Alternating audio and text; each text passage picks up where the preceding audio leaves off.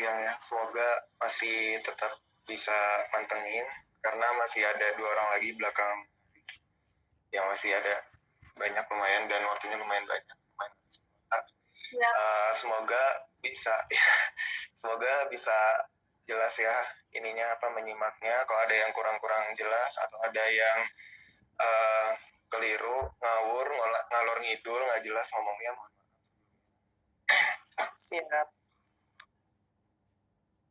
Ya, kita mulai dari hari ini bagian materi ada 4. Ada 3 penyakit yang satu kategori, jadi ada penyakit tulang belakang dan medula spinalis. Ini sebenarnya di kuliah blog NP itu kan karena kita kuliah online dan keterbatasan nggak ada video ya. Dulu udah pernah diusahain video, cuma dari dokter Vidanya nggak bersedia, jadi kita seala kadarnya. Jadi kita masuk ke materi pertama dari acute medulla compression ya. Atau kompresi akut dari medula spinalis. Ini kalau didefinisikan yaitu suatu penekanan pada medula spinalis yang disebabkan oleh tumor, bisa abses dan penyakit tertentu yang dapat mengganggu dari kestabilan medula spinalis. Nah, ini tuh dia sifatnya dia bersifat emergensi karena perlunya penanganan dan diagnosis secara cepat untuk mencegah terjadinya disabilitas jangka panjang. Perlu penanganan yang emergensi atau darurat. Kalau dari patomekanismenya, nah ini tuh berawal dari komosis sementara. Komosis itu tuh kayak kondisi geger ya, geger pada otak. Nah itu tuh pasiennya itu bisa sembuh ataupun bisa dia berlanjut sampai kontusio. Kontusio ini dia lebih parah dari komosio atau geger otak itu. Nah dia terus juga habis itu sampai transeksi lengkap medula yang membuat pasien paralisis di bawah tingkat cedera.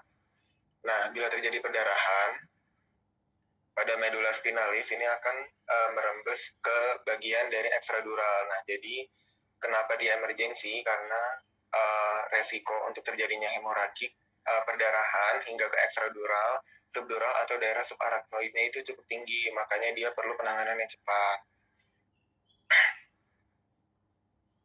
Nah, segera setelah terjadi geger otak, misalkan nih ada orang dia geger otak atau robekan terjadi robekan di otaknya akibat cedera. Nah, habis itu robekan di kepala maksudnya. Habis itu akan membengkak dan hancur, lalu akan mengganggu sirkulasi darah ke substansi grisea atau substansi abu-abu di medula spinalis. Nah, substansi abu-abu ini di bagian dalam ya.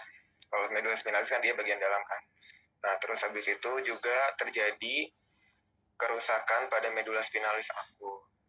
Nah, kerusakannya ini, apabila rantai sekunder ini apa? Bisa terjadi kalau misalkan tidak ada tindakan emergensi tadi, nggak cepet-cepet ditanganin, terus habis itu udah terjadi hemoragik, nah bisa menimbulkan iskemia, hipoksia, edem, dan lain-lain.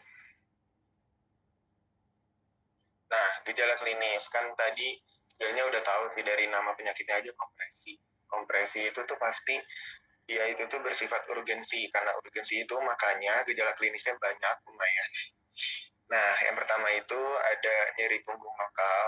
Nah, terus habis itu nyeri radikular. Nah, karena dia menyerangnya medula spinalis, kita tahu kan medula spinalis itu tuh nggak cuma di daerah utama pada otak aja, dia tuh sampai ke tulang belakang dan lokasinya berhimpitan dengan vertebrae.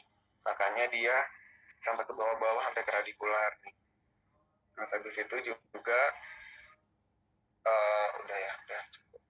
Terus habis itu juga terjadi kelemahan pada kaki. Nah, bisa sampai pada kaki, nanti akan dijelaskan lebih lanjut. Terus habis itu juga kelainan sensoris, terus juga dia bisa disfungsi anatomis. Ya karena medula spinalis itu alangkah pentingnya, jadi rusak satu, rusak semua, kasarnya gitu.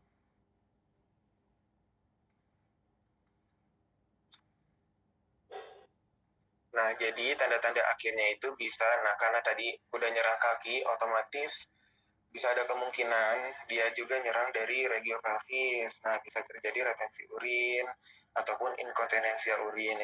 Inkontinensia urin ini udah dijelaskan ya di minggu kemarin. Kebetulan harus juga yang dapat materi itu. Terus habis itu lokasi dan kerusakan ya, menentukan otot dan sensasi yang terkena. Tapi tergantung sih, nggak semua orang yang mengalami kerusakan akibat kompresi di medula spinalis itu semua sensorisnya atau semua motorisnya itu hilang, tergantung daerah yang dikenal. Nanti ada anatominya ya, anatomi medula spinalisnya. Nah, pemeriksaan fisik.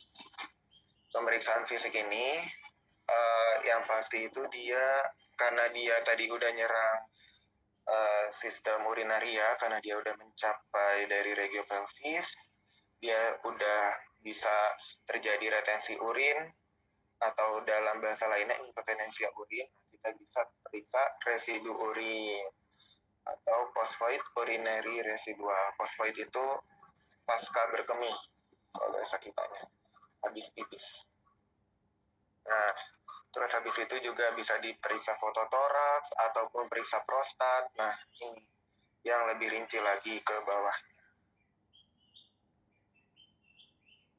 Sebenarnya ini pemeriksaannya kita di kuliah nggak terlalu dijelaskan secara spesifik ya. Jadi di sini cuma pemaparan aja dan gambarnya kepotong. Oh. Nah, ya paling CT-nya juga CT mielografi dan juga MRI. Itu ya pemeriksaannya. Jadi pemeriksaannya itu hampir entire body.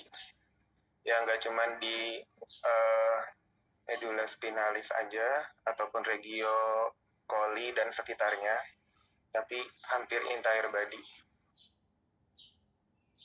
Nah, tata laksana farmakologinya, ini mengacu pada NASCIS atau National Acute Spinal Cord Injury, S-nya apa gitu lupa. Terus habis itu ada 3 kategori. Nah, ini tuh kalau misalkan secara garis besar ya,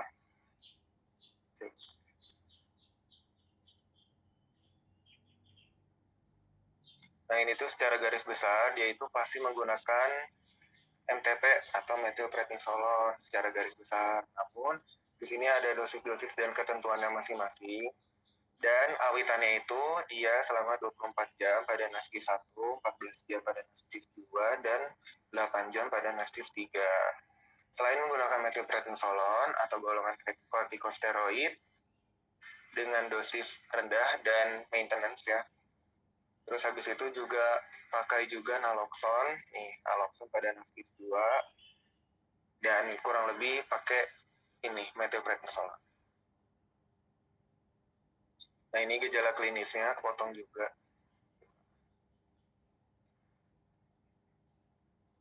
Gejala klinisnya tadi udah dijelasin ya sebenarnya di PANCIS, ada kelemahan kaki dan juga refleks ankle yang juga menurun. Terus habis itu juga keterlibatan dari sphincternya juga dia pada spinal cord ini dia ini kepotong jadi nggak bisa disampaikan. Jadi ini ada perbedaan di tabel sebelah kanan ini tuh ada perbedaan spinal cord dan juga cauda equina sama Brownstein cord. Nanti dijelasin lebih lanjut.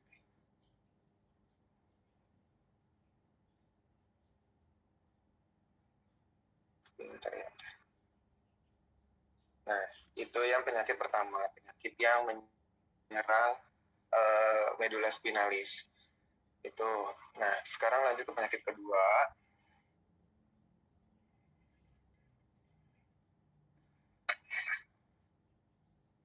Itu ada radicular syndrome. Sebenarnya radicular syndrome ini tuh dia spesifiknya dari akut medula compression tadi yang pertama. Kita spesifikkan lagi. Jadi radikular ini tuh jenis penyakit yang termasuk dalam kelainan sistem saraf perifer yang terjadi pada radix spinalis. Nah, ini sih. Ya udah, cara membedakannya ya cuma terjadi di radix spinalis gitu. Nah, tapi akibatnya dia bisa mengakibatkan defisit pada sistem sensorik, motorik, dan juga refleks. Terus habis itu juga adanya sensasi nyeri, tapi tidak melibatkan adanya defisit otonom. Jadi otonomnya masih normal. Nah, sindrom ini tuh terjadi pada segmen servikal dan lumbar umumnya.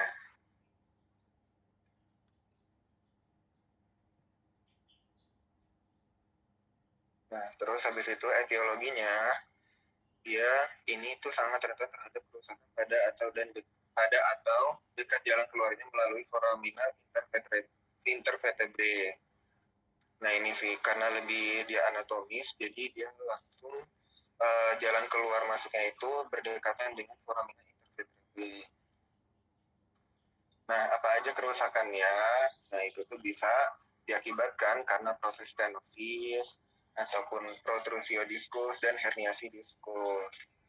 Pokoknya kerusakan-kerusakan yang banyak terjadi di tulang belakang. Tulang belakang itu bisa berupa herniasi, penonjolan, ataupun bisa berupa protrusio, kayak gitu-gitu. Terus habis itu, berdasarkan penyebabnya, radikular ini dapat diklasifikasikan ke dalam 3 jenis. Nah, yang pertama itu dia akibat proses kompresif. Nah, proses kompresif ini tuh contohnya apa? Contohnya HNP yang minggu kemarin udah disampaikan. Jadi si HNP ini tuh menyerang nukleus pulposus. Nukleus pulposus itu apa? Perannya itu berfungsi mengatur miksi atau refleks berkemih. Nah, terus karena dia kejadiannya di dekat vesika urinari, jadi dia berpengaruh juga ke situ. Terus habis itu ada radicular syndrome akibat proses inflamatori. Kalau tadi kan kompresi, pertama kompresi, kedua inflamatori. Inflamatori ini seperti GBS ataupun herpes. GBS ini kan dia itu ada selain autoimun, dia juga bisa disebabkan mayoritas itu karena juga infeksi bakteri. Jadi dia juga bisa jadi sindromnya ini tuh diakibatkan sama penyakit ini, gitu. Penyakit GBS ataupun infeksi herpes. Kompresi inflamatori, ketiga degeneratif. Degeneratif ini gangguan struktural akibat degenerasi struktur di sekitar radix. Ini nggak dijelasin lebih lanjut ya karena ya degeneratifnya sama seperti penyakit-penyakit lainnya. Terus dari patogenesisnya, nah, ini tuh gangguan seksoris pada tingkat radix dan foramen menyebabkan nyeri radikuler yang berpangkal pada tulang belakang dan menjalar sepanjang kawasan dermatom. Radix posterior yang bersangkutan ini anatomisnya Haris kebetulan belum sempat mencari lagi ya, mana dermatom radix posterior, mana dermatom daerah lain. Terus habis itu terjadi penonjolan tulang karena faktor kongenital, nukleus pulposus atau serpihan tumor. Nah, setelah terjadi itu nanti akibatnya bisa merangsang gangguan pada radix posterior. Nah, habis itu degenerasi diskus dalam bentuk tadi bisa berupa HNP. Nah, itu dapat menyebabkan kesulitan pada bagian spinal. Nah, intinya itulah pokoknya dari infeksi ataupun kompresi ataupun degeneratif bisa mengakibatkan ini. Gitu. Kerusakan tadi mayoritasnya pada regio cervical dan lumbar. Nah, sindrom radikular lumbar ini anatominya terjadi yang lumbar ya, L. Jadi L5S1, L4, L5, dan jarang terjadi pada L3, L4. Ini sih. L5S1, L4, L5. Terus kalau C, dia C5, C6, C6, C7, C3, C4, C7, T1. Pokoknya dia di antara dua tulang. Itu pokoknya. Karena dia diskus kan. Jadi cuma di antara itu yang banyak terjadi. Radikular torakal. Nah, radikular torakal ini yang paling gejala klinis. Nah, gejala klinisnya itu nyeri istilahnya, nyeri terus habis itu yang menjalar dari parasentral dekat vertebrae hingga ke arah ekstremitas. Nah, terus mengikuti pola dermatom. Nah, ini sih yang harus kayaknya perlu nyari lagi pola dermatom karena tahu anatominya. Terus habis itu terjadi parestesi atau yang mengikuti pola dermatom tersebut. Terus bisa juga terjadi kelemahan otot, terus efeknya berkurang. Oke. Nah, dari kriteria diagnosisnya kita bisa tentukan pertama dari anamnesis. Anamnesis ini untuk menentukan diagnosa karena misalkan dia bisa akibat karena gangguan psikiatri ataupun rasa depresi. Terus habis itu bisa juga karena trauma, juga bisa trauma pada tulang belakang. Pemfisnya ini tergantung pada daerah yang terasa nyeri. Kalau misalkan dia nyerinya juga di ekstremitas, ya diperiksa juga ekstremitasnya. Kalau dia cuma di leher, ya udah lehernya aja. Terus habis itu juga pemfisnya ini untuk mengetahui nyeri ali. Nyeri ali itu hanya dirasa bertahan di daerah deltoid, bagian lateral, dan infraskapula. Nah, pada radikular servikal,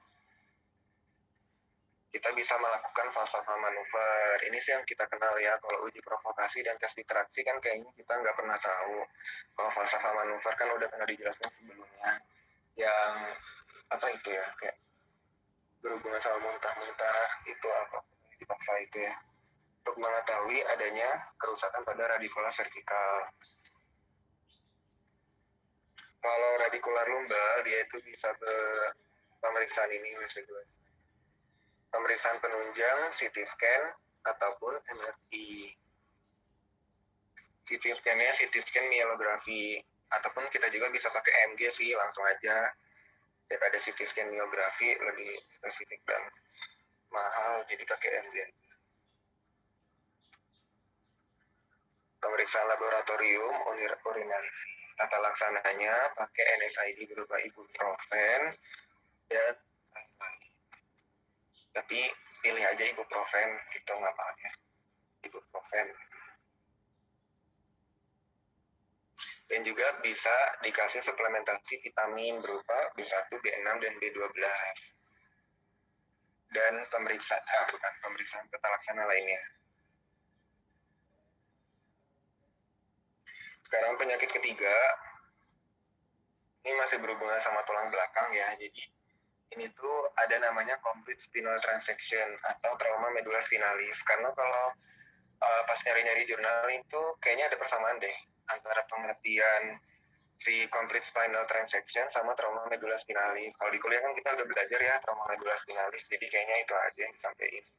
Terus habis itu trauma medula spinalis ini adalah suatu kerusakan fungsi neurologis yang disebabkan oleh kecelakaan lalu lintas, ya bisa juga sih akibat penyakit lainnya. Terus habis itu bisa mengenai daerah L1 sampai 2 dan atau di bawahnya. Nah, trauma medula spinalis ini bisa bersifat komplit ataupun non-komplit. Ya kalau komplit itu fungsi motorik, volunteer, totalnya juga hilang, sensasinya juga hilang. Etiologi, nah etiologinya itu tadi ya bisa karena dia kecelakaan lalu lintas. Ini ada hubungannya sama ortopedi sih sebenarnya, cuman di bagian sarafnya. Terus habis itu di non traumatiknya itu bisa karena kanker ataupun artritis ataupun multiple sclerosis. Nah, patfis dari trauma medula spinalis. Nah, patfisnya ini dia akibat kerusakan pembuluh darah lalu terjadi iskemi. Nah, iskeminya ini berakibat pada pecahnya akson dan membran sel saraf.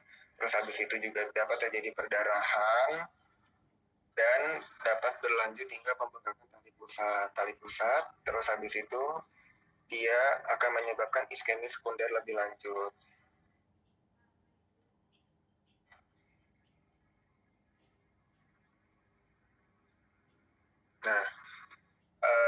bawah ini yang bagian iskeminya ya. Jadi iskemi ini tuh perubahan elektrolit yang menyebabkan cedera sekunder.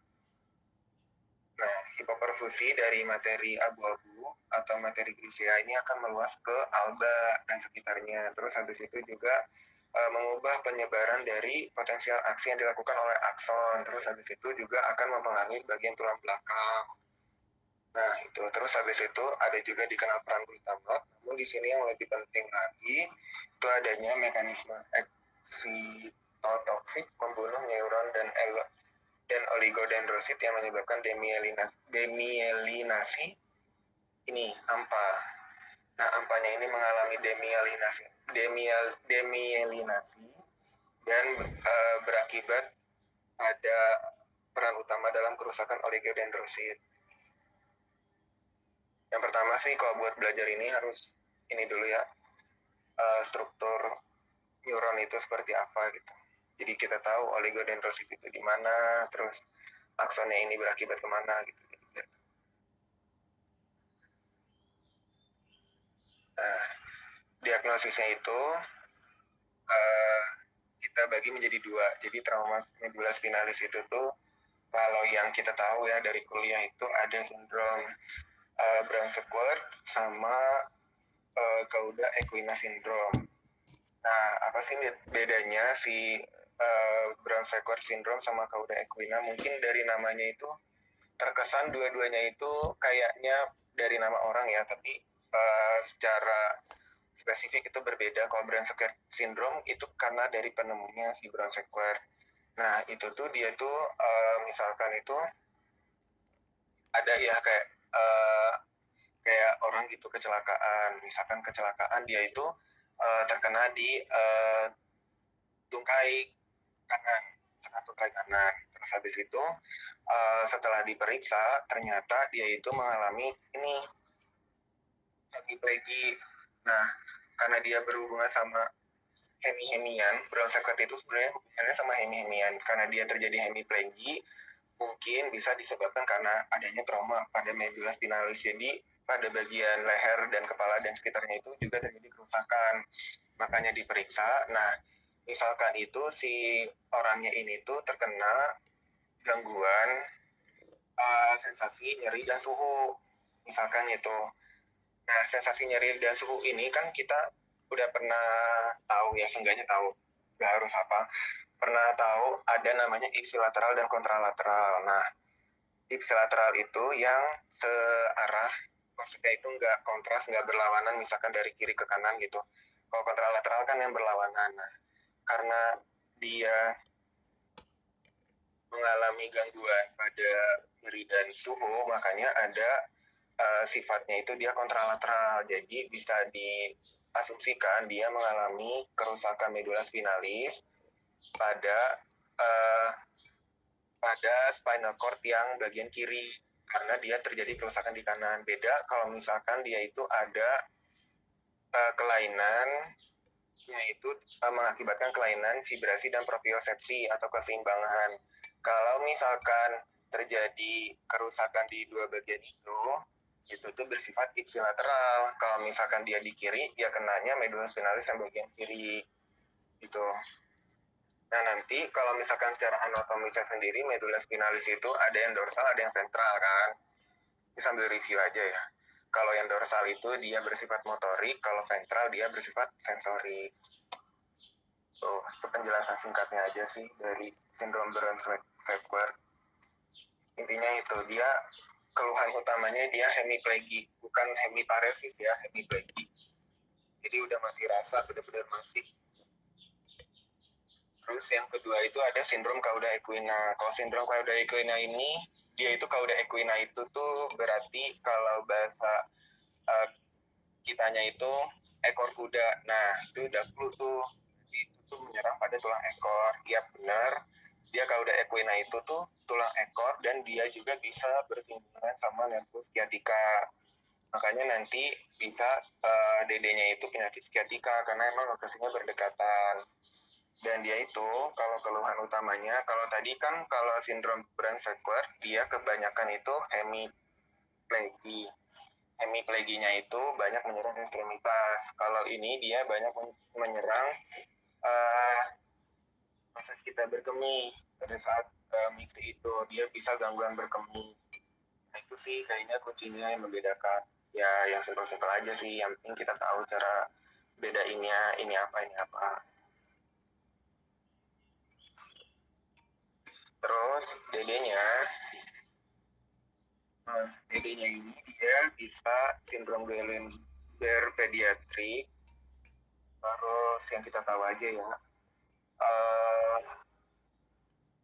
bisa juga dia perdarahan sumsum tulang belakang. Tadi ya karena trauma bisa mengakibatkan hemoragik.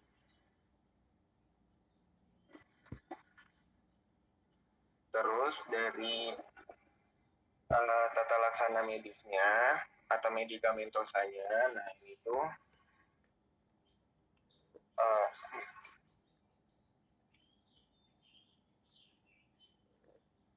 pemantauan hemodinamik sama menggunakan dexamethasone. Kalau tadi kan metilprednisolon ya, penyakit nomor 1. Kalau ini dia pakai dexamethasone. Ya satu golongan sih, cuman nggak tahu sih kenapa pakai ini, kenapa pakai itu. Dengan dosis sekian dan pemberian sekian. Nah, ini kayaknya baca aja.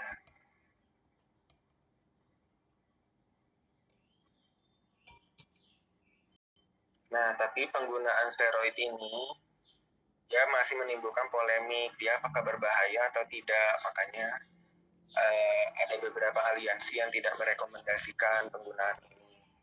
Jadi masih pro kontra. Nah, metilprednisolon dia juga bisa dipakai ataupun dexamethasone.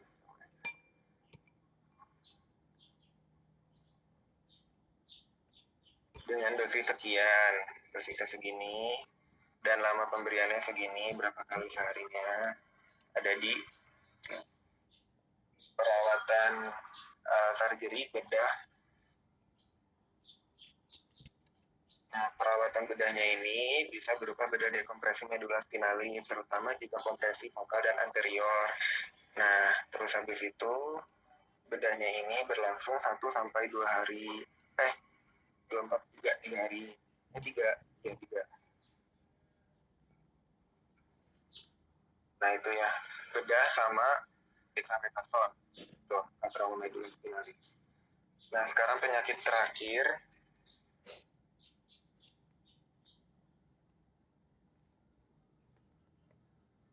Penyakit terakhir itu ada nyeri alih atau revert pain. Ini di luar dari ini ya.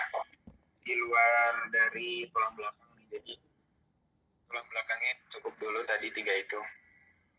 Nah, jadi revert pain ini adalah sebagai salah satu tanda alami dari suatu penyakit yang pertama muncul. Sebenarnya ini bisa dibahas, bisa juga enggak sih, tapi cukup tahu aja. Jadi etiologinya itu bisa trauma mekanik ataupun trauma termis ataupun trauma kemis itu karena kontak dengan zat kimia chemical ya, ataupun trauma elektrik. Nah, karena trauma-trauma itu bisa mengakibatkan nyeri alih. Selain itu juga bisa diakibatkan karena adanya neoplasma, baik yang bersifat jinak ataupun ganas. Nah, terus habis itu juga karena adanya peradangan. Nah, terus habis itu juga adanya gangguan sirkulasi darah ataupun kelainan pembuluh darah. Nah, terus patfisnya itu tuh dia berawal dari adanya transduksi, ini kepotong ya, transduksi, kemudian akan mengakibatkan transmisi, terus modulasi, dan juga akhirnya mengakibatkan persepsi. Persepsinya itu yang berupa rasa nyerinya itu tadi. Nah, terus habis itu berdasarkan klasifikasinya, itu ada yang periferal, ada yang sentral. Kalau yang periferal, sesuai namanya, itu nyeri permukaan, terus dia juga bisa mengakibatkan nyeri dalam juga bisa, terus habis itu nyeri alih ataupun revert tadi. Nah, kenapa dia disebut revert? Karena dia dirasakan pada area yang bukan merupakan sumber nyerinya, jadi menjalar gitulah. Kalau central pain itu terjadi pada suatu susunan saraf pusat spinal cord ataupun batang otak. Nah, terus ada juga sifatnya itu psikogenik. Psikogenik ini tanpa penyebab organik, tetapi akibat dari trauma psikologis.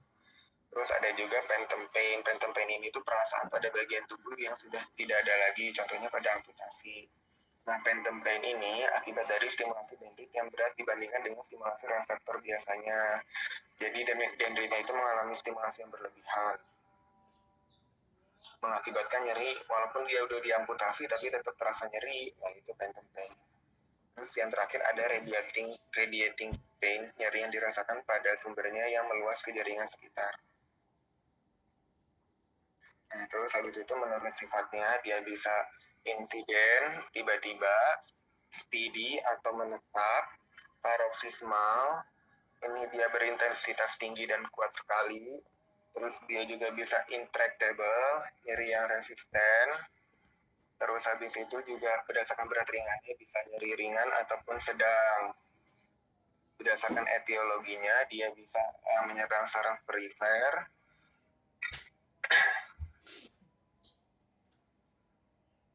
Saraf perifer dia bisa diakibatkan karena trauma ataupun mononeuropati. Mononeuropati itu tuh dia bisa karena diabetes ataupun invasi saraf ataupun keganasan.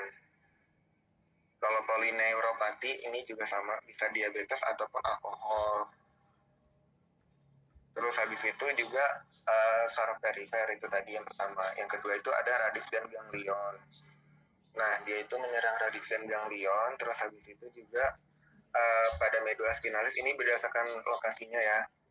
Saraf perifer, ganglion, terus yang ketiga medula spinalis, yang keempat batang otak. Nah, terus habis itu tata laksananya itu kalau nyeri, kita misalkan nyeri gitu, intervensi psikologis aja, dia bisa berupa relaksasi ataupun hipnosis gitu, ditenangin gitu. Terus habis itu untuk transcutaneous electrical nerve stimulation. Nah, ini tuh suatu metode untuk nyeri, untuk menangani nyeri yang bersifat bedah ataupun operatif. Nah, dia itu juga bersifat traumatik dan neurofacial. Makanya ini dihindari, jadi lebih diutamakan yang intervensi psikologis. Nah, terapi farmakologinya, dia bisa berupa pemberian NSAID, baik non-opiat maupun opiat, analgesik maksudnya. Kalau NSAID yang tadi ya. Terus habis itu, penata laksana nyerinya itu, yaitu, nah ini terakhir ya, ini tata laksana terakhir bisa melalui perjalanan ini, 4 tahap ini. Kenapa dia dipakai 4 tahap ini? Tergantung nyerinya. Kalau nyerinya makin lama gak hilang-hilang, ya udah kita lanjutin hingga ke tahap terakhir, tahap 4. Nah, tahap 1 itu diberi analgesik non opiat berupa AINS ya, NSAID ya, sama. Terus ini juga ditambahin antidepresan pada tahap 2. Terus pada tahap 3 dia bisa ditambahin si AINS-nya. Oh, analgesik opiat lemah. Kalau tadi kan non opiat, kalau tahap 3 dia opiat lemah, kalau tahap 4 dia opiat kuat. Analgesik opiat kuat ya. Contohnya itu dia bersifat GABA agonis seperti morfin gitu. Terus ditambah AINS dan terapi adjuvan seperti kemoterapi, radiasi, dan lain-lain. Jadi terapi adjuvan ini dia mulai diberlakukan mulai dari tahap 2.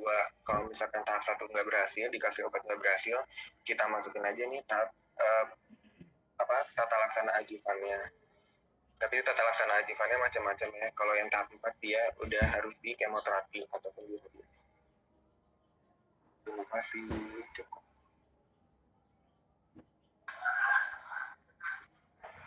Thank you, Haris. Makasih, Cok. Thank you, Thanks, Cok. Ini Feby udah join lagi belum ya?